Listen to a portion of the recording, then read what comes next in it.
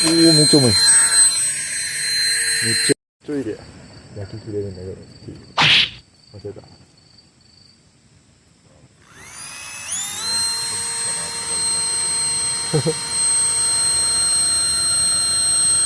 おー、めっちゃ暖炉みたいにめっちゃ燃える。